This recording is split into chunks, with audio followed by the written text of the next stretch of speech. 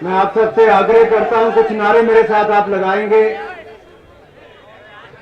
और जरा इस इलाके की ताकत भी दिखाएंगे। बोले भारत माता की, भारत माता की।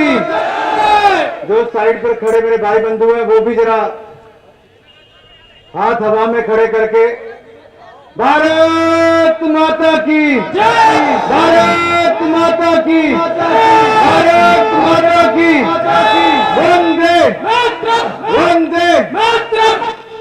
मंच पर उपस्थित भारतीय जनता पार्टी के पूर्व में राष्ट्रीय अध्यक्ष रहे हमारे लोकप्रिय नेता परम आदरणीय नितिन गडकरी जी, उत्तर प्रदेश के सम्माननीय अध्यक्ष आदरणीय लक्ष्मीकांत वाजपेयी जी,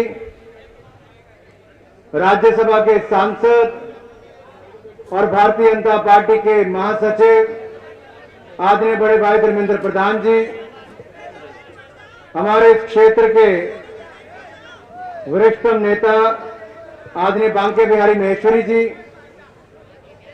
हमारे आदरणीय गोपाल टंडन जी जो प्रदेश के उपाध्यक्ष हैं, पुरुषोत्तम खंडेलवाल जी, आदरणीय श्रीकांत शर्मा जी, मंच और सभा में उपस्थित भारतीय जनता पार्टी के सभी पदाधिकारीगण, जिला के सम्माननीय अध्यक्ष आदरणीय डॉक्टर गोयल जी और इस रैली के संयोजक मेरे भाई और मित्र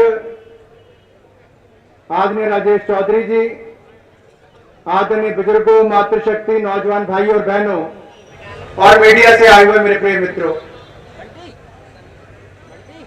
सबसे पहले मैं राजेश चौधरी जी को और भारतीय जनता पार्टी को इस शानदार कार्यक्रम के आयोजन के लिए और आप सबको इस कार्यक्रम को सफल करने के लिए बहुत बहुत बधाई और शुभकामनाएं देता हूं।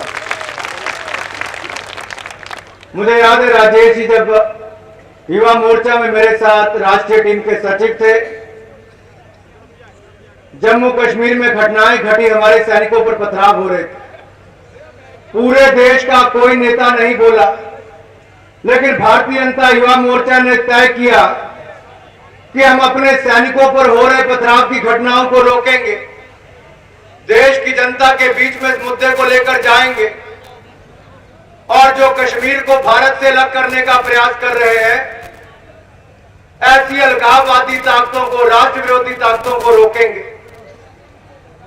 एक छोटे से संगठन ने, भारतीय जनता युवा मोर्चा ने अपने पार्टी के पूर्व राष्ट्रीय अध्यक्ष डॉक्टर श्यामा प्रसाद मुखर्जी, उनके जन्म स्थान कलकत्ता से कश्मीर तक की यात्रा, 3800 किलोमीटर की यात्रा लगभग 14 दिनों में पूरी की।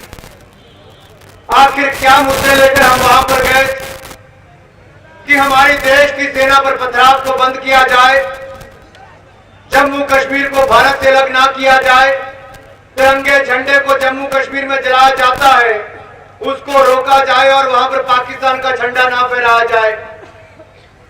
लगातार 14 दिन की यात्रा में राजेश चौधरी जी हमारे साथ रहे, 24 घंटे लगातार काम करते रहे और जब जम्मू कश्मीर की पुलिस ने सब तरफ से घेर लिया तो भाई राजेश चौधरी जी और मेरे कुछ साथी उसी लाल चौक पर जहां हमें जाकर तिरंगा फहराना था, ठीक 2 दिन पहले जाकर पहुंचे और लाल चौक पर जाकर जो हमने प्रण किया था तिरंगा फहराने का, वो भी भाई राजेश चौधरी जी ने वहां पर जाकर फहराया।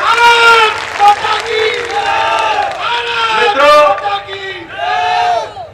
पुलिस ने गिरफ्तार किया, 3rd डिग्री टॉर्चर किया, लाठियां चलाई, लेकिन भारत के नौजवान ने वहां जाकर, जहां युवा मोर्चा को लेकर जो हमारी मांगे थी उनको लेकर भी वहां पर गए और भारत के तिरंगे का सम्मान भी किया। तो मेरे मित्र और मेरे भाई राजेश चौधरी ने वहां पर जाकर किया। राजेश चौधरी, जब राजेश जी यहां पर कह रहे थे कि एक्सप्रेस वे से अंदर को आने के लिए सड़क नहीं मिलती है,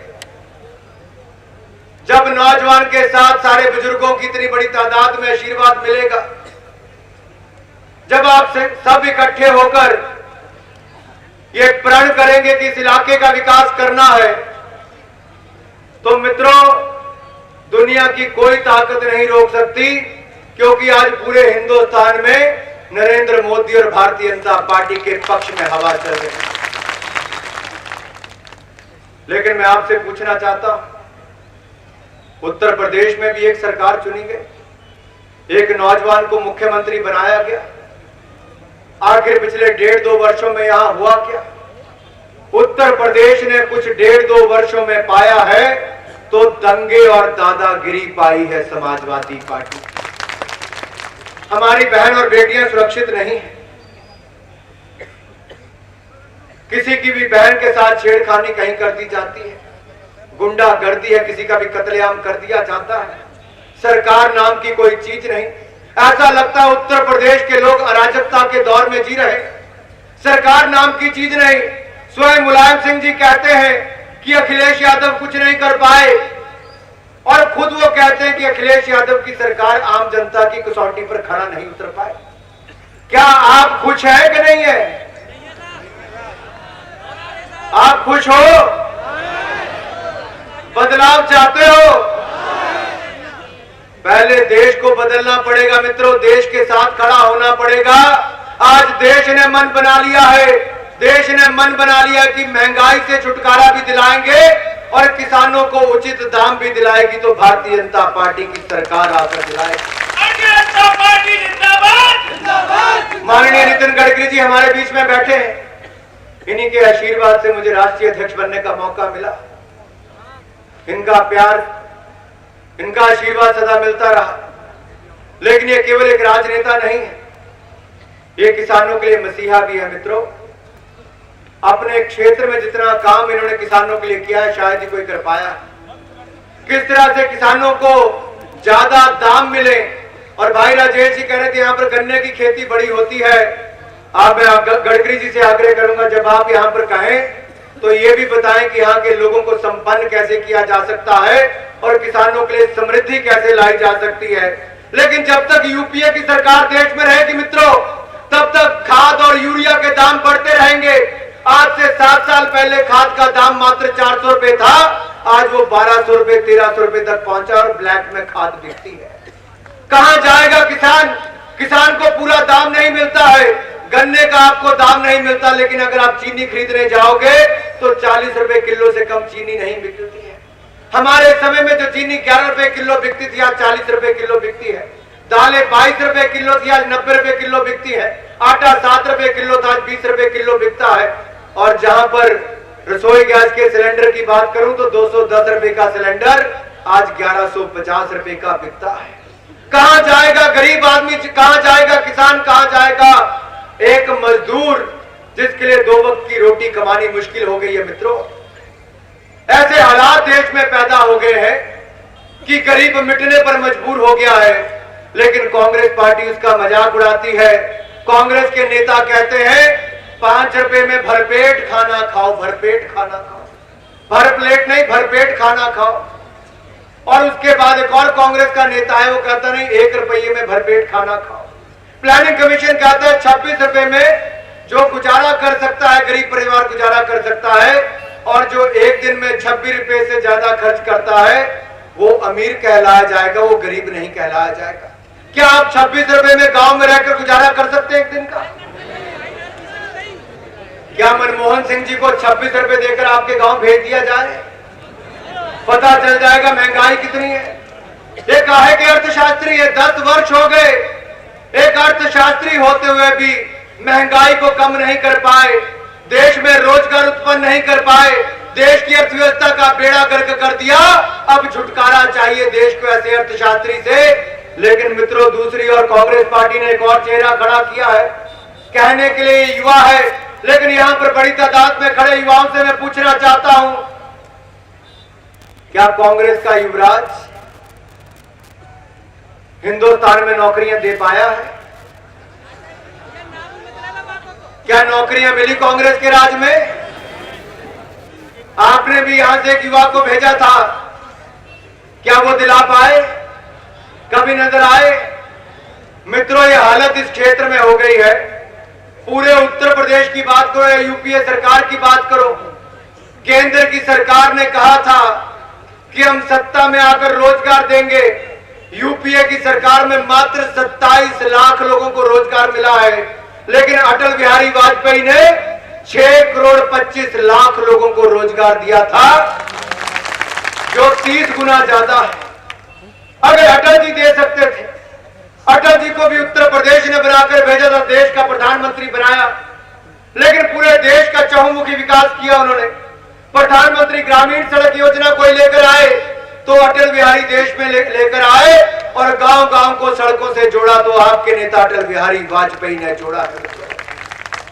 अटल जी के ने केवल इतना ही नहीं, अगर हम कभी विदेश में जाया करते थे तो लोग कहते थे कि हिंदुस्तान भिखारियों का देश है, सपेरों का देश। हिंदुस्तान में भूखमरी छाई हुई है, लेकिन 1998 के बाद देश में एक ऐसा बदलाव आया, एक ऐसा नेता देश के सिंहासन पर बैठा जो आम आदमी के बीच में से आया था, जो किसी राज परिवार में से नहीं आया था, आम आदमी की मुश्किलों को जानता था। और अटल बिहारी वाजपेयी जी ने आकर इस देश को मजबूत करने के लिए, इस देश की सेना को मजबूत करने के लिए, भारत को महान शक्ति बनाने के लिए परमाणु विस्फोट किया और पूरी दुनिया भर को हिलाकर रख दिया। तो अटल बिहारी वाजपेयी ने दुनिया को हिलाकर रख दिया। अमेरिका, यूरोप, जापान सब देशों ने प्रतिबंध लगा दिया कि भारत के साथ व्यापार नहीं करेंगे। हमारे देश के अंदर कई पॉलिटिकल पार्टीज ने कहा कि अटल जी ने गलत कर दिया, हमारे देश का क्या होगा, विदेशी हमें जो पैसा मिलता है वो नहीं मिल पाएगा। लेकिन अटल जी जानते थे क्या करना है। अटल जी ने फिर बम विस्फोट की और दुनिया को फिर हिलाकर रख दिया। कारगिल की लड़ाई हुई, कारगिल की लड़ाई के दौरान भी मित्रों, अमेरिका के राष्ट्रपति क्लिंटन ने कहा अमेरिका आ जाओ, वहां बैठकर संधि करवा देते हैं। अटल जी ने कहा जब तक भारत की भूमि का 1 इंच हिस्सा भी पाकिस्तान के घुसपैठियों के हाथ में है, मैं भारत के बाहर कदम नहीं रखूंगा और कारगिल की लड़ाई जीत कर भी दिखाई। लेकिन आज का प्रधानमंत्री क्या करता है? सुधाकर सिंह की हत्या हुई, शहीद हेमराज का सिर काट कर ले गए, हमारे देश का प्रधानमंत्री मूक दर्शक बनकर बैठा रहा। अगर पहले दिन कोरा जवाब पाकिस्तान को दिया होता तो पाकिस्तान की क्या औकात थी कि हिंदुस्तान को आग सिखाता। लेकिन इस प्रदेश का और इस देश का जो प्रधानमंत्री है वो कमजोर साबित हुआ और पाकिस्तान ने एक बार फिर 5 अगस्त को हमारे 5 नौजवानों का कत्ल कर दिया। पांचों की उम्र 35 वर्ष से कम थी। मित्रों, हमने कहा कि देश के प्रधानमंत्री को कि अमेरिका में जाकर पाकिस्तान के प्रधानमंत्री से मिलने की आवश्यकता नहीं। वो जानते थे कि कश्मीर के केरन सेक्टर में पाकिस्तान ने फिर घुसपैठ की है, लेकिन हमारे देश का प्रधानमंत्री जहां अमेरिका में जाकर पाकिस्तान के प्रधानमंत्री के साथ गले मिल रहा था, वहीं भारत की भूमि पर पाकिस्तान एक बार फिर कब्जा कर रहा था। क्या ऐसा प्रधानमंत्री चाहिए जो भारत की रक्षा नहीं कर सके, कि ऐसा मोदी चाहिए जिस दिन कुर्सी पर बैठ गया पाकिस्तान की पैंट वैसी गीली हो जाएगी?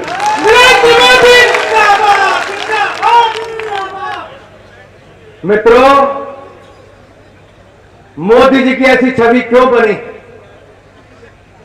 गुजरात जैसे राज्य में पिछले 12 वर्षों में इतना काम किया है कि हिंदुस्तान की कृषि विकास दर 3% है, लेकिन गुजरात की पिछले 12 वर्षों की कृषि विकास दर 10% से ज्यादा है, लगा 3 गुना से ज्यादा है।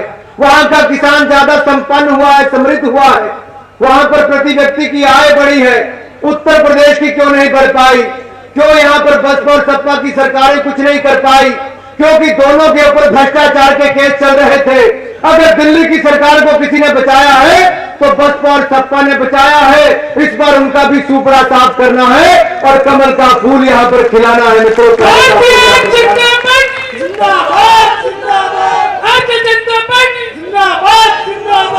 मित्रों, जिस प्रदेश में 100 से ज्यादा दंगे हुए हो, जहां का किसान आत्महत्या कर रहा हो, जिस देश में 2.5 लाख किसानों ने आत्महत्या कर ली हो, जिस देश में 40 करोड़ नौजवान बेरोजगार हो, क्या उस देश में बदलाव चाहिए कि नहीं चाहिए?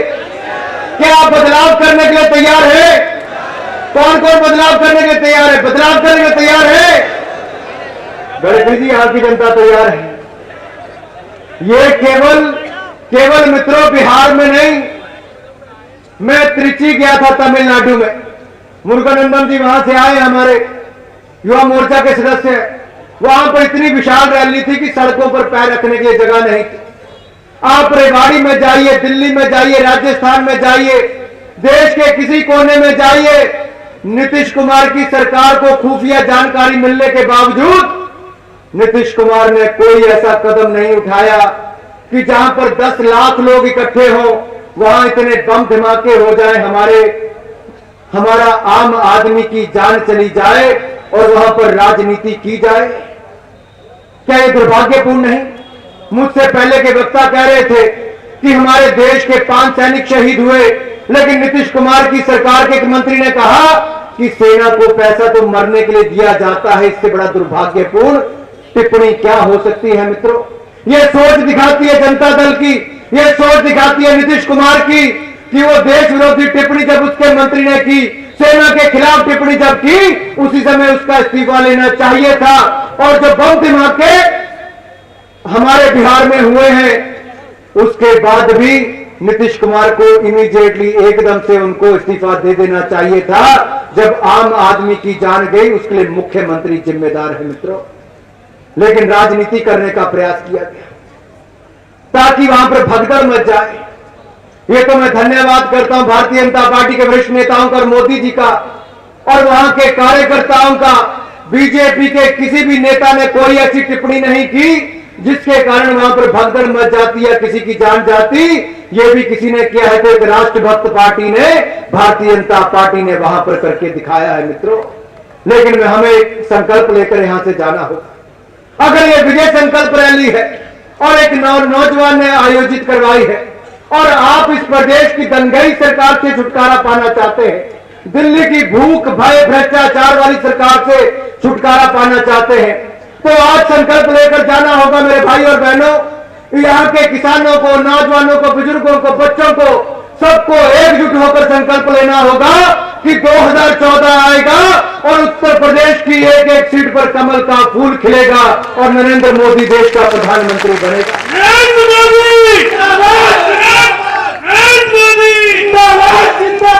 मैं लगवा देता हूं, नारायण मोदी जी का लगवाना है तो। मोदी जी को जय श्री राम, मोदी जी को जय श्री राम। मित्रों, ये बदलाव क्यों चाहिए देश को? समय का अभाव है, मैं केवल अंतिम शब्द कहकर अपने भाषण को समाप्त करूंगा। क्योंकि देश की सीमा पर भारत माता का बेटा और सड़क पर भारत माता की बेटी सुरक्षित नहीं। देश की सीमा पर सैनिक का सिर कट रहा है। 650 स्क्वायर किलोमीटर भूमि पर चीन हमारी पर कब्जा करता है, हमारी सरकार सोई रहती है। दिल्ली की सड़कों पर हमारी बहन बेटी के साथ चलती बस में बलात्कार किया जाता है। सोनिया गांधी और शीला दीक्षित सोई रहती हैं और कहती है आने वाले समय में कोई घटना नहीं घटेगी। एक नहीं 1706 घटनाएं पिछले 8 महीने में दिल्ली में बलात्कार की घटी है, तो कांग्रेस के राज में घटी है मित्रों। गडकरी जी दिल्ली के प्रभारी हैं और मैं गडकरी जी आपको विश्वास दिलाता हूं, दिल्ली में लोग बदलाव चाहते हैं जिस तरह से देश में चाहते हैं, और महिलाओं पर होने वाले अत्याचार को देश माफ नहीं करेगा मित्रों। यहां के नौजवान आज बेरोजगार है, निराश और हताश है, उसका कारण कांग्रेस का युवराज है मित्रों। यहां पर सैनिकों के बाद अगर किसी ने आत्महत्या की है तो किसानों ने 2.5 लाख किसानों ने आत्महत्या की। देश की अर्थव्यवस्था चरमरा गई। ऐसा लगता है हम सब लोग अराजकता के दौर में जी रहे हैं। इसलिए अंत में मैं आपसे प्रार्थना करने आया हूं, अगर सैनिक को कत्लेआम से बचाना होगा, महिलाओं को सुरक्षा दिलानी होगी, नौजवानों को रोजगार दिलाना होगा, किसानों को समृद्ध और संपन्न करना होगा, देश की अर्थव्यवस्था को वापस खड़ा करना होगा, तो नरेंद्र मोदी को इस देश का प्रधानमंत्री बनाना होगा। मोदी आओ, देश बचाओ, मोदी आओ, देश बचाओ। आपने मेरे साथ ये संकल्प लिया है, मुझे पूर्ण विश्वास है जितना जोश यहां की जनता में है, भाजना के लोग मथुरा की इस पवित्र भूमि पर हम सबको आशीर्वाद भी देंगे और यहां से पार्टी का जो उम्मीदवार होगा आप उसको भी आशीर्वाद देंगे। और आपके आशीर्वाद से जब वो भारतीय जनता पार्टी का सांसद बनकर आएगा तो आपके इलाके की समस्याओं को भी खत्म करेगा। मैं ये विश्वास दिलाता हूं, एक सांसद आप उसको चुनेंगे, साथ में अपने छोटे भाई को भी अपनी सेवा के लिए सदा अपने बीच में पाएंगे। आपका बहुत बहुत धन्यवाद। जय भारत, जय उत्तर प्रदेश, जय भाजपा।